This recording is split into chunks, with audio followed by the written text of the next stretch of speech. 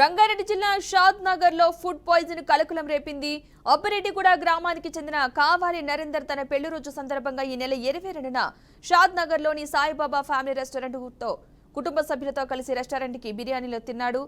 కొద్దిసేపటికే వారికి వాంతులు విరేచనాలు అయ్యాయి. దీంతో వారిని శంషాబాద్ లోని ప్రైవేట్ ఆసుపత్రికి అయితే తరలించారు.